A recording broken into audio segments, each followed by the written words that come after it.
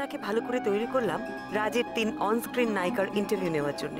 কুহু, শালমলি এবং তাবাসসুম নন্দার রিপোর্টার সেজে প্রশ্ন করলো। জিমে দেখা করলো কুহু, মেকআপ রুমে শালমলি আর তাবাসসুম তার নিজের বাড়িতে। 3 জন এই ইন্টারভিউতে রাজের সম্বন্ধে বেশ ভালো ভালো কথা বললেন। কেউ রাজের সঙ্গে নিজেদের ঘনিষ্ঠতা স্বীকার করতে চাইলেন না, প্রত্যেকেই শুধুমাত্র রাজের সঙ্গে ভালো বন্ধুত্বের পরিচয় দিলেন। তবে অফ দ্য রেকর্ড শালমলি জানালেন যে রাজ নিজের ছবি হিট করানোর জন্য যা খুশি করতে পারতেন। তাবাসসুমও এই একই ব্যাপার স্বীকার করলেন। রাজের অক্সিজেন নল থেকে আমি ডিটারজেন্ট ধরনের গন্ধ পাই, তা ভালো করে বোঝার জন্য সেই বিষয়ে ইন্টারনেটে সার্চ করলাম। রাজের বাড়িতে যাতায়াতের বিষয়ে 3 জনের মধ্যে কেউই সেই অর্থে মুখ খুললেন না এবং ইদানিংকালে তাদের রাজের বাড়িতে যাওয়ার ব্যাপারেও অস্বীকার করলেন। রাজের নতুন ছবির হিরোইন পলা, আপনার জায়গায় পলা, মানে তাতে আপনার কি এতটুকু কোথাও একটু কমপ্লেক্স, ইগো বা হিংসে চাই বলুন আপনি? Hot rubbish. দেখুন, এসব নিয়ে ভাববার সময় আমার নেই। হিংসে কেন? আজ ও আছে, কাল অন্য কেউ থাকবে। আচ্ছা, আপনি তো বললেন আপনি রাজের খুব ভালো বন্ধু ছিলেন, তাহলে অনেককে চিনতেন। একই ইন্ডাস্ট্রিতে যখন কাজ করি তখন চেনা জানা থাকবেই। তার মানে তো ওনার ফ্ল্যাটেও আপনার যাতায়াত ছিল। আচ্ছা, ওভাবে কি ফুল রেখে আসতে পারে বলুন তো ওখানে? আমি সেটা কি করে জানবো? আর আপনি আমার কাছে জানতে চাইছেন কেন? অদ্ভুত তো। শুনুন, রাজের ফ্ল্যাটে আমি প্রায় যেতাম না, সেই কথাটা আমি আপনাকে আগেও বললাম। আর ওর ফ্ল্যাটে এই সমস্ত ফুল রাখা নিয়ে বোকা বোকা কথা না আমাকে বলবেন। আশ্চর্য তো, ওর বাড়ির চাবি কার কাছে থাকে সেটা আমি কি করে জানি? দেখুন, আমার মনে হয় আমি আপনাকে অনেকটা সময় দিয়েছি, আপনি এবার আসুন।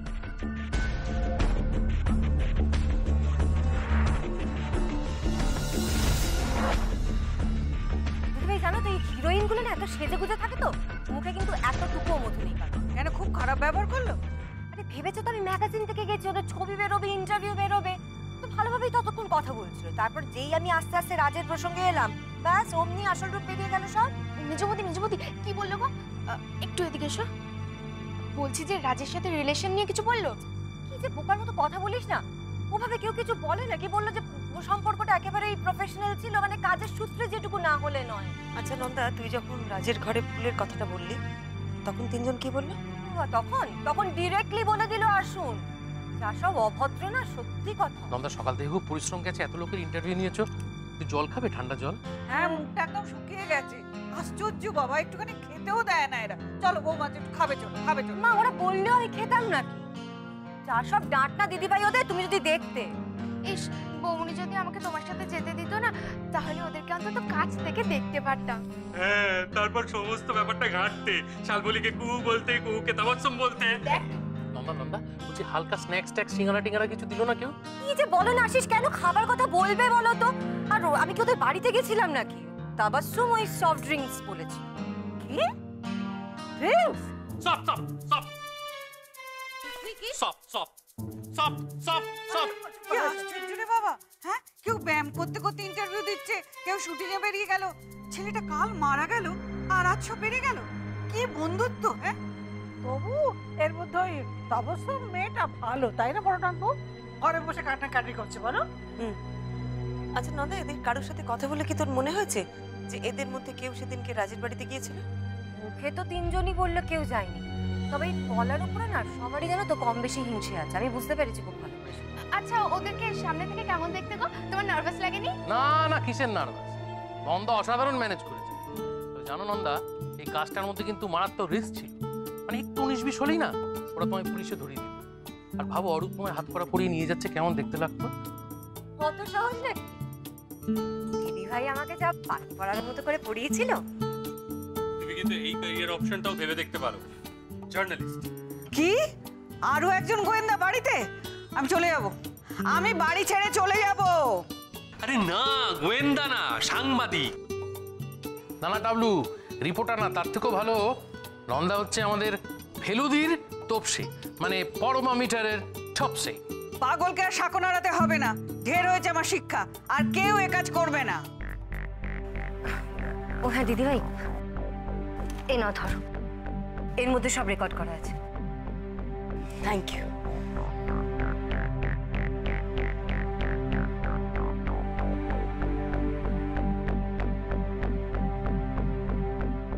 Hot rubbish.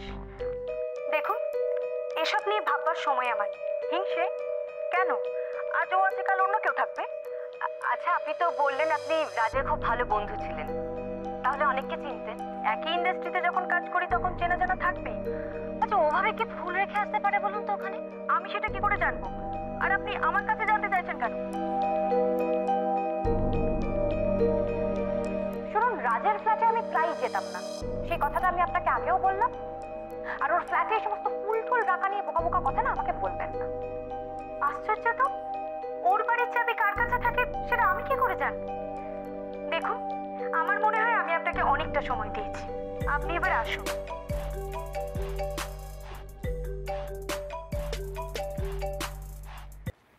হ্যাঁ অরূপ, বল। দিদি কি কিছু হেল্প করতে পারলো? কি মনে হচ্ছে, কাজ হবে? ও যা করেছে খুবই কাজের কাজ করেছে। রেকর্ডিংগুলি শুনছিলাম। শুনে কি বুঝলে যে এদের মধ্যে কেউ? দেখ, সেটা এক্ষুনি বলা যাচ্ছে না, তবে অদ্ভুত ব্যাপার কি জানিস তো, রাজ মারা যাবার পর এরা মোটামুটি রাজকে ভগবানের আসনে বসিয়ে দিয়েছে। তবে ইন্টারভিউগুলো যত এগিয়েছে তত রাজের প্রতি এদের রাগ ক্ষোভ সব বেরিয়ে এসেছে। ইন্টারেস্টিং। কেউ কি সরাসরি কিছু বলছে? এরা তো অভিনেত্রী, ভাঙবে তবু মচকাবে না। সরাসরি তো কেউ কিছু বলেনি, চাপা দেওয়ার চেষ্টা করেছে, কিন্তু কিছু জিনিস কেউই চাপতে পারেনি। যেমন? তিনজনই বলেছে জানিস তো, যে রাজের ফ্ল্যাটে ইদানিং ওদের কারোরই যাতায়াত ছিল না। একজন বলছে প্রায় মাস 6 আগে গেছিল, একজন প্রায় বছর খানেক আগে, আর একজন ওই 7-8 মাস আগে। I see. তাহলে চাবির ব্যাপারটা কিছু বোঝা গেল? সেরকম ভাবে কিছুই বোঝা যাচ্ছে না। আচ্ছা অরূপ, ওই পোস্টমর্টম রিপোর্টটা এসেছে? পোস্টমর্টম রিপোর্ট তো বিকেলে পাবো। ডোন্ট ওয়ারি, আমি পেলেই তোমাকে জানিয়ে দেবো। শুধু জানো তো, আমার একটা জিনিস মনে হচ্ছে, সেটা কি তোমায় বলবো?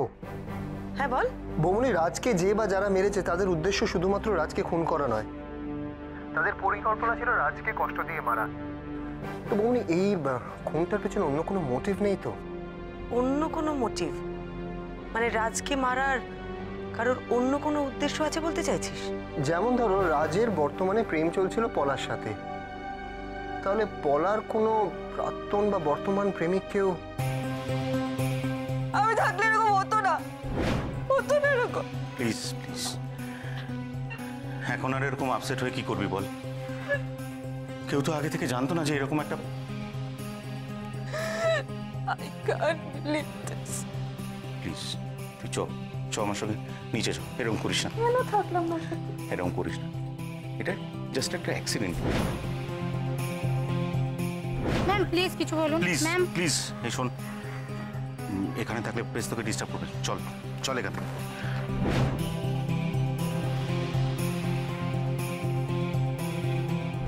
আমরা দাদাকে হাসপাতালে নিয়ে যাওয়ার পর ওরা দাদাকে এমার্জেন্সিতে নিয়ে গেল। আর বাকিদের কি আপনি খবর দিয়েছিলেন? হ্যাঁ, আমি ফোন করি, ওরা খবর পেয়ে পার্টি থেকে চৌরিশা সাহেব, তারপর ডিরেক্টর সুনন্দদা, তারপর পলা ম্যাডাম সবাই চলে আসে হাসপাতালে। বৌমনি, তুমি শুনছো? অরূপ, তুই আমাকে একটু ডিরেক্টর সুনন্দ ব্যানার্জির ফোন নাম্বারটা দিতে পারিস? ঠিক আছে, আমি পাঠিয়ে দিচ্ছি।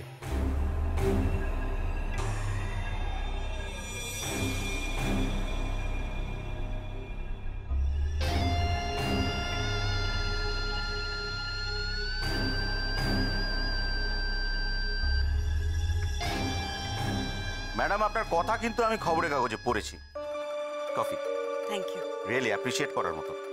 রোম্যান্টিক ছবি ছেড়ে আমি যদি কখনো থ্রিলার ছবি বানাই, আমি আপনার সঙ্গে যোগাযোগ করব রিয়েল লাইফ স্টোরির জন্য।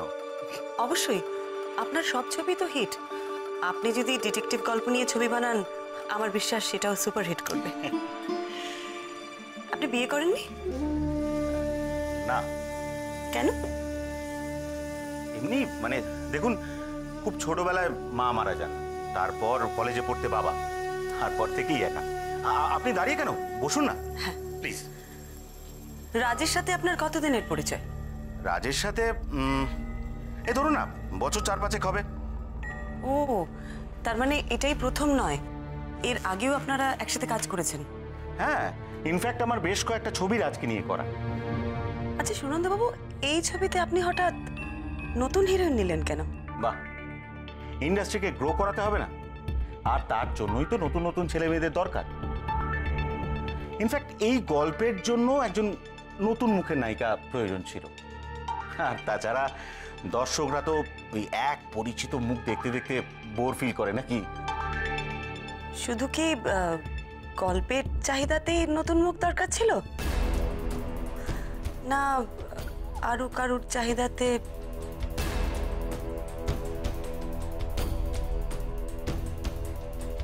আপনি ঠিক কি বলতে চাইছেন বলুন তো?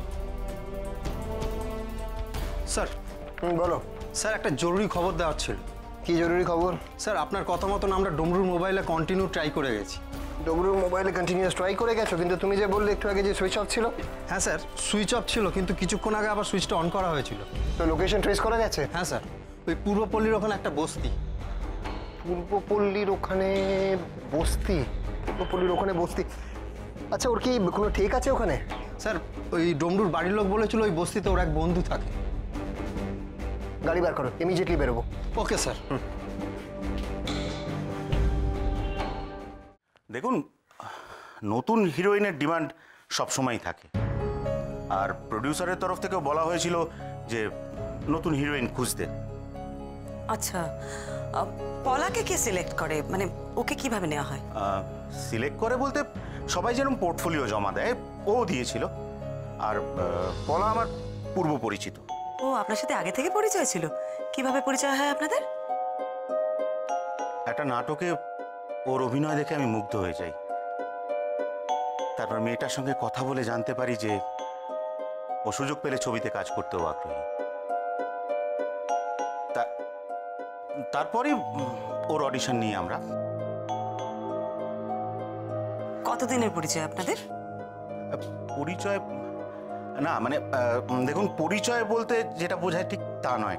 আমাদের ইন্ডাস্ট্রিতে যেরকম হয় আর কি, নতুন ছেলেমেয়েরা বারবার আসে কাজের সুযোগের জন্য, সেভাবেই বছরখানেক আগে ওর সাথে আমার পরিচয়। ও আচ্ছা, একটা কথা মিডিয়াতে খুব শোনা যায়, পলার সাথে রাজের সম্পর্ক, সেটা কতদূর সত্যি বলে আপনার মনে হয়? এটার সাথে কি রাজের মৃত্যুর কোনো যোগ আছে? বাইরের প্রশ্ন হলে আমি এ ব্যাপারে আগ্রহী নই, আমায় মাফ করবেন। দেখুন, জড়িয়ে আছে বলে তো আপনাকে জিজ্ঞেস করছি। আমাদের ধারণা রাজকে যে মেরেছে তার রাজের উপর রাগ ছিল। পলার সাথে রাজের যে একটা সম্পর্ক ঘটেছিল সেটা কিন্তু সবাই জানে। আমার ধারণা আপনিও জানেন। হতে পারে যে রাজকে মেরেছে সে হয়তো রাজের পরিচিত, বা এটাও হতে পারে সে হয়তো পলার প্রেমিক। রাজের সাথে পলাকে সহ্য করতে না পেরে সে রাজকে খুন করেছে।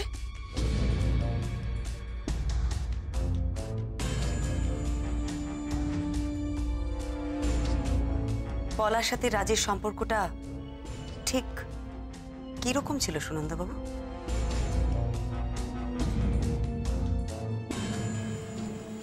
ভাস্কর, ঠিকঠাক খবর নিয়েছো তো? বন্ধুর বাড়িতেই আছে তো? একদম স্যার, ঠিকঠাক খোঁজ নিয়েছি। এই দাঁড়া দাঁড়া, বলছি এখানে পল্টুর বাড়িটা কোথায় জানো? বলতে পারবেন স্যার? আপনি জানেন এখানে পল্টুর বাড়িটা কোথায়? না। আচ্ছা শুনুন শুনুন, এইখানে পল্টু নামে কাউকে চেনেন? আচ্ছা শুনুন, আপনি এখানে পল্টু নামে কাউকে চেনেন? ওই বাড়িটা, ওই বাড়িটা, ওই বাড়িটা? ওইটা। চলুন স্যার। খুব অ্যালার্ট থাকতে হবে ভাস্কর। হ্যাঁ ওকে স্যার, ওকে স্যার। আসুন স্যার, আসুন আসুন স্যার। স্যার ঘর তো পুরো ফাঁকা স্যার, কেউ নেই স্যার। এই তুমি এদিকে দেখো, তুমি ওদিকে দেখো। দরজা যখন ভেতর থেকে বন্ধ তখন কেউ না কেউ এখানে আছে, ভালো করে খুঁজুন।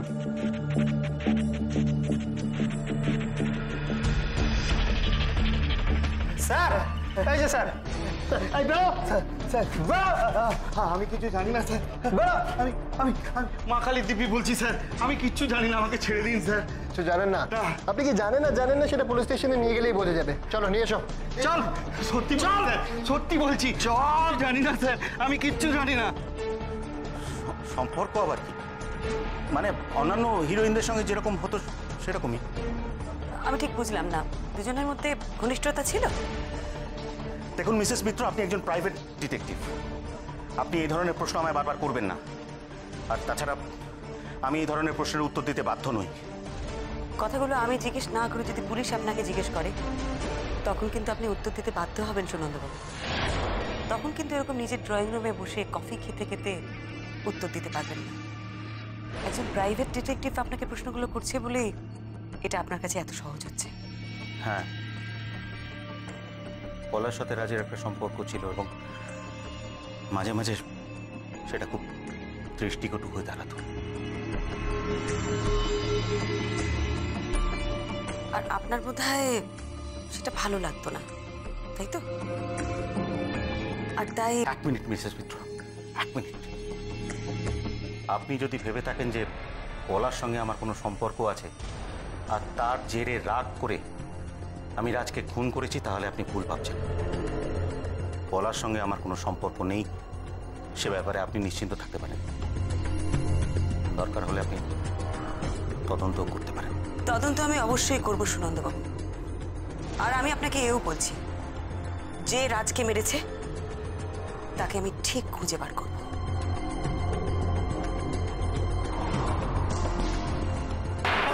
কিরে, মুখ খুলবি নাকি আরো ওষুধ দিতে হবে? ভাস্কর, দাঁড়াও, খোলো।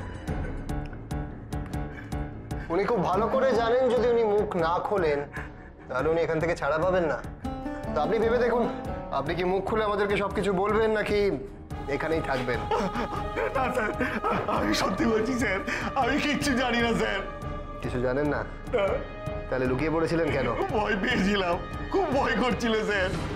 কিছু জানেন না, কিছু করেননি, তাও ভয় পেয়েছিলেন কেন?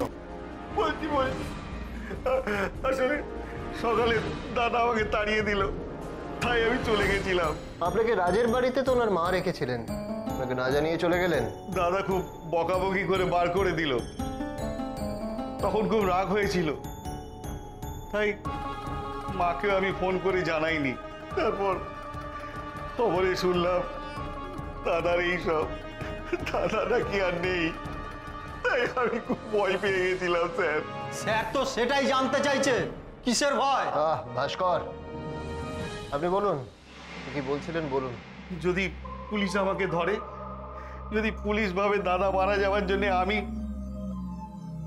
আমার রাগ হয়েছিল ঠিকই, কিন্তু বিশ্বাস করুন এই কাজ করার ক্ষমতা আমার নেই, আমি সত্যি বলছি। আপনি ভয় পেয়ে বন্ধুর বাড়িতে লুকিয়ে পড়লেন, ফোনটাকে অফ করে দিলেন। কি ভেবেছিলেন আমরা টের পাবো না, আমরা ট্রেস করতে পারবো না আপনাকে? ভয়ে আমার মাথা খারাপ হয়ে গিয়েছিল। একবার ভাবলাম মাকে খবরটা দিই, তারপরেই তো আপনারা আমাকে। কি মনে হলো তোর ডমরুর সাথে কথা বলে? ও সত্যি কথা বলছে? আমার তো সব শুনে মনে হলো সত্যিই বলছে। দেখো, লোকটা যদি খেলোয়াড় হয় তাহলে হয়তো চোখে ধুলো দিতে পারে, কিন্তু আমার পুরো বিষয়টা শুনে মনে হলো না মিথ্যে কথা বলছে তোমার। আর ওই ফ্ল্যাটের ডুপ্লিকেট চাবিটা, ওটা নেই ওর কাছে?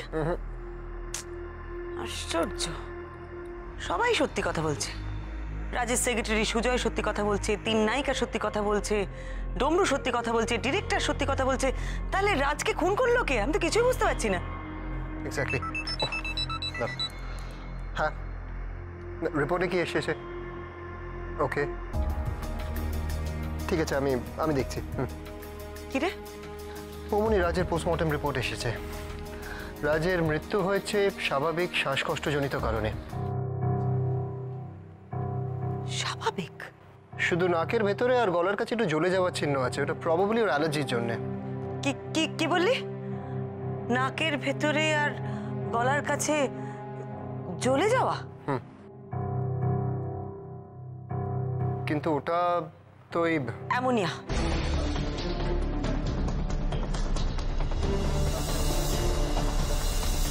কি? অরূপ, রাজের অক্সিজেন নলের মধ্যে দিয়ে অ্যামোনিয়া পাস করানো হয়েছিল।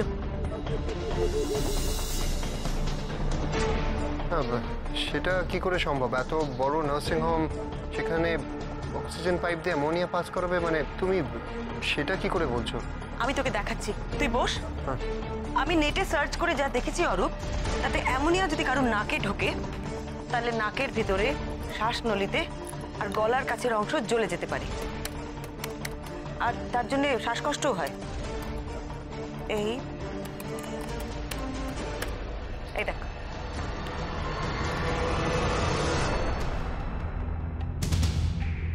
অ্যামোনিয়া গ্যাস যদি কারো নাকে ঢোকে তাহলে নাকের ভিতর শ্বাসনলী আর গলা জ্বলে যায়, সাংঘাতিক রকমের শ্বাসকষ্টও হতে পারে। এই দেখ, ভালো করে দেখ, দেখ।